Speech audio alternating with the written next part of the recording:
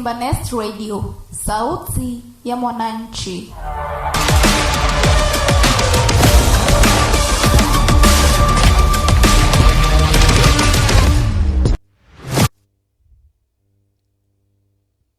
Hello good people, welcome to Simba Nest Radio, sauti sauti ya mwananchi. Talking of sauti, yangu inataka kwenda pia, but regardless, this is Simba Nest Radio, sauti ya mwananchi. Our WhatsApp number is 0728091656. On social media platforms unatupata kama Simba Nest TV on YouTube, Simba Nest Radio on X, TikTok, Facebook and Instagram. Hini Trends, Naitore. So let's see over the weekend and maybe this few days what has been going on. And first of all, Finance Bill 2026, it targets foreign landlords with new rental tax. That is a bit good somehow. And I like any tax Kenya. And separately, the same bill aims to move tax filing deadlines earlier for individuals and companies, with the new deadline taking effect starting January 1st, 2027, if approved by the Parliament. And at the same time, the National Treasury is proposing a 50% reduction in the fuel levy allocated to the Road Annuity Fund, a move expected to save motorists an estimated 75 to 80 shillings per tank ahead of an April review. So that is about the Finance Bill 2026. Something else, a sad one. Last week we were warned by the meteorologist that it's gonna be raining heavily, and this rain has caused several fatalities and also transport disruptions. Around 12 people have died over the weekend due to floods and also landslides. And heavy rains across Kenya have resulted in at least 10 fatalities nationwide, with the eastern region bearing the brunt of the impact. A section of the I-10 Cabinet Road has been blocked by a landslide near Kolol due to heavy rainfall, causing significant disruption to transport. And people who live near rivers, for example Tana and Athi at the river, they are being told by the government to move. But I'd say, as much as the government is telling these people to move, can they please show them where to go after they move to their residence? Because you can't tell people move. Okay, you can tell people to solve a problem without telling them how to solve it. Yeah, they'll move. Where will they go? So government should do something about that. And it's not like I'm telling people not to move, yeah, because if you don't move, then you die. Because this rain,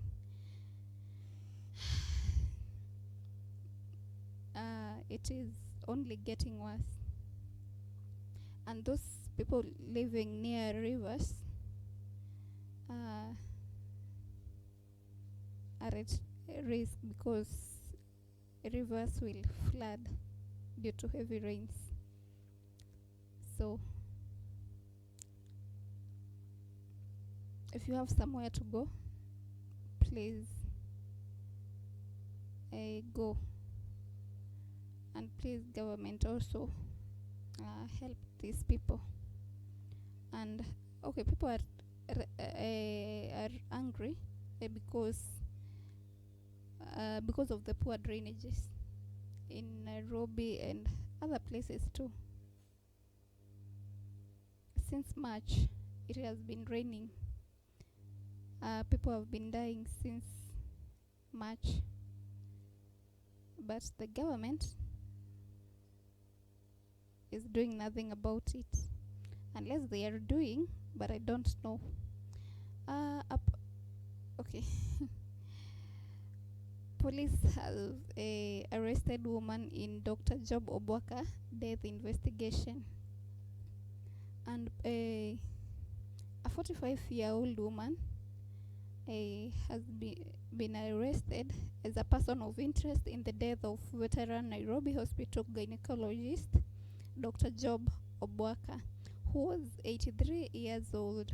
The doctor collapsed in Kitengela on Friday evening while running personal errands and was pronounced dead on arrival at Nairobi Hospital.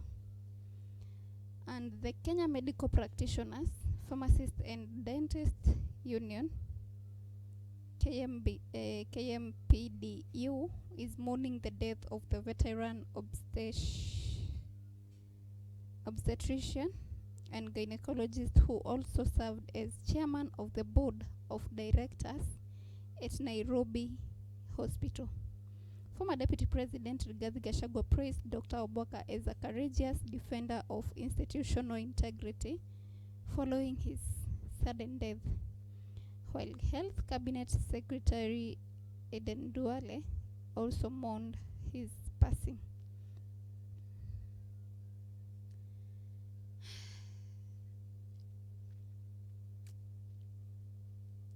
What's really going on? What's really happening?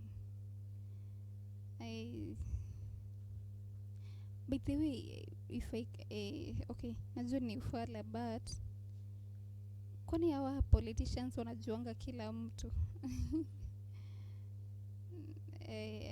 Because anyway, Uhuru Kenyatta defends continuing active political role. May 2026. National Assembly Speaker Moses Wetangula has urged former President Uhuru Kenyatta to withdraw from active politics and assume the role of a unifying statesman, drawing parallels with former President Daniel Arap Moi and Moi Kibaki. In response, former President Uhuru Kenyatta has firmly rejected calls for him to leave active politics and the leadership of the Jubilee Party, asserting his constitutional right to engage in political discourse and party affairs. He has defended his continued involvement in Kenya politics, vowing to protect the Jubilee Party. So wanaambia Uhuru apumzike, achane na mambo ya politics. Na yeye Uhuru anasema no, I won't, ni right yangu kukuwa active kwa politics, which is true. Okay, kwani Uhuru ni threat? If you really believe in yourself, acheni kufeel uoga juu ya Uhuru. Yeye alishamaliza zake. So pia nyinyi just mtulie, right? And workers demand fulfillment of promises on Labor Day.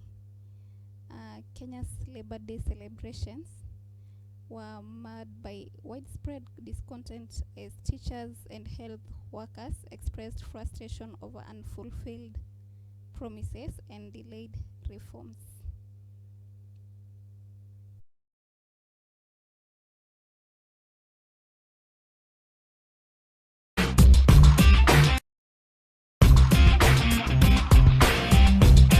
Welcome to Simbanest Online Radio, your community voice in Komarok.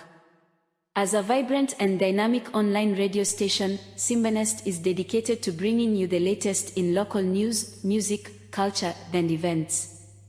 We aim to unite the Komarok community by providing a platform for diverse voices and stories, creating a space where everyone can feel connected and informed. Tune in to Simbanest Online Radio and experience the heartbeat of Komarok right at your fingertips.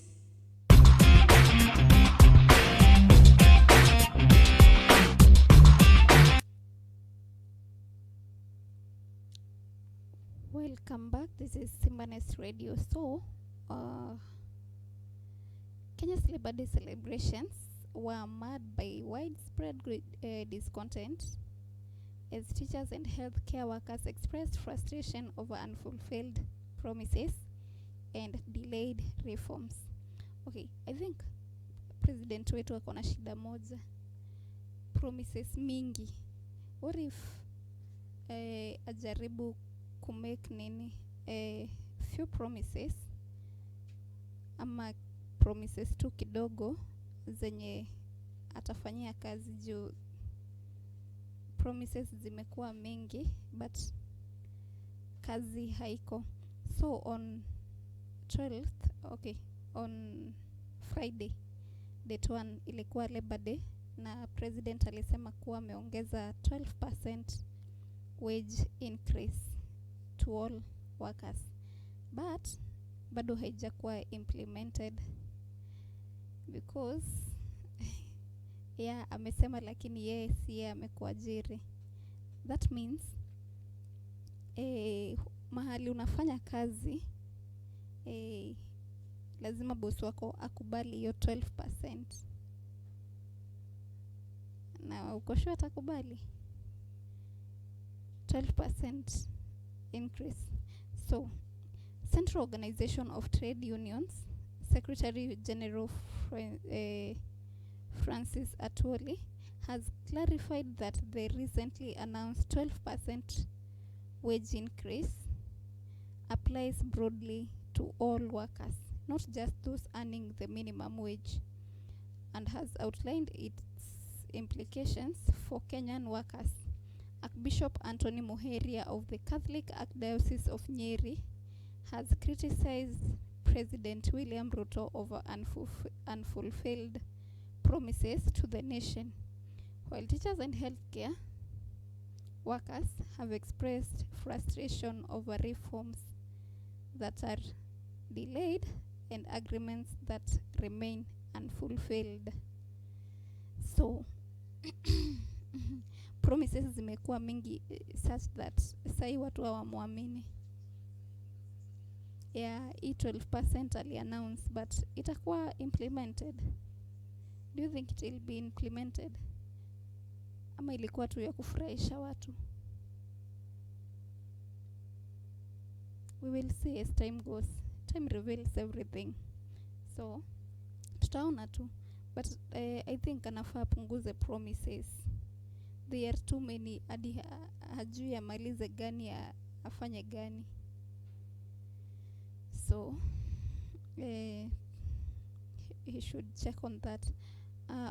Workers demand better terms as Labor Day becomes campaign rally. The 61st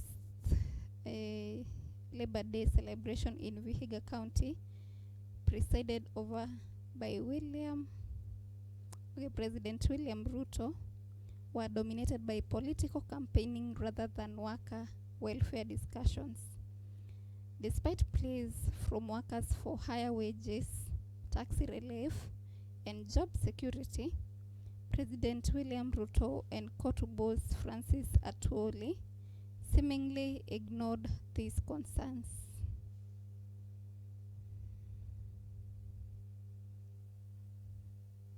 Former President Uhuru Kenyatta, former President Uhuru Kenyatta has also announced his intention to remain an active participant in Kenya's political discourse. So, also, Catherine Omanyo asserts position as acting ODM Secretary General. Busia woman Representative Catherine Omanyo has asserted her position as the acting ODM Secretary General, dismissing challenges and criticisms from the Linda Mwananchi faction.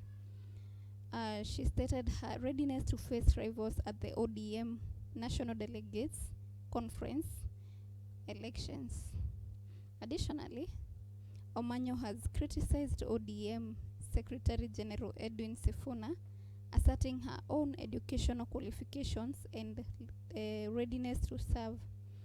Separately, Kalonzo Musyoka, Wiper Patriotic Front party leader, is urging Orange Democratic Movement supporters in Nyanza to back his 2027 presidential bid as a reward for his 15 years of support for the late Raila Odinga, highlighting ongoing positioning within opposition coalition.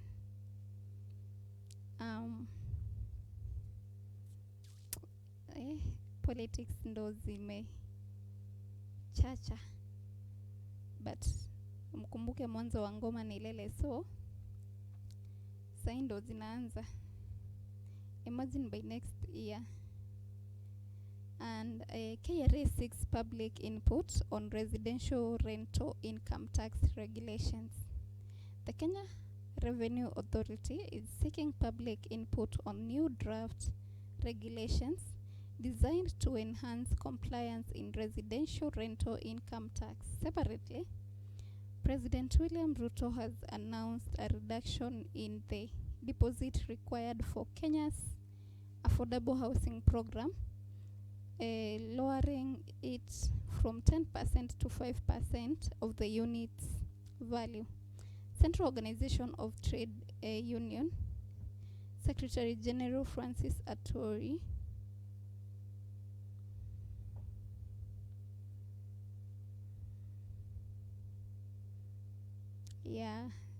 he said that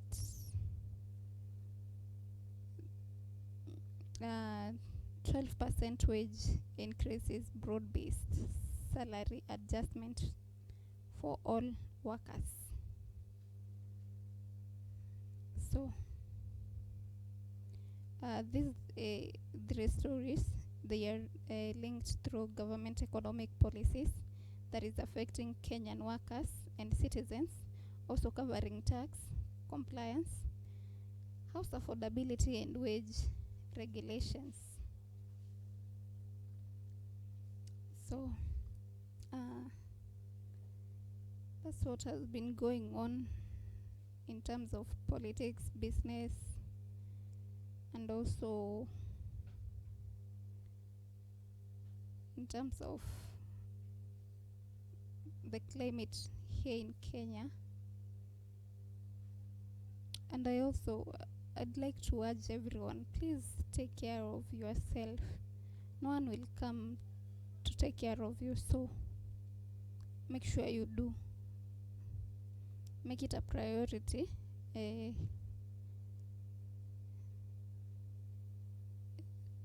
take care of yourself.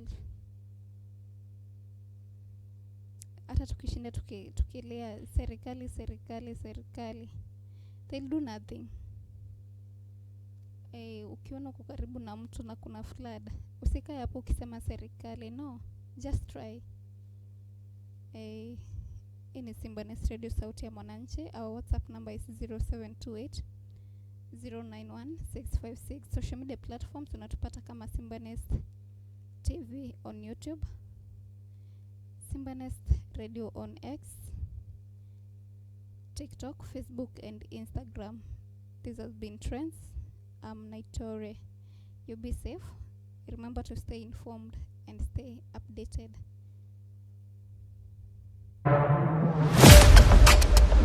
Simbanes Radio, Sauti ya Mwananchi.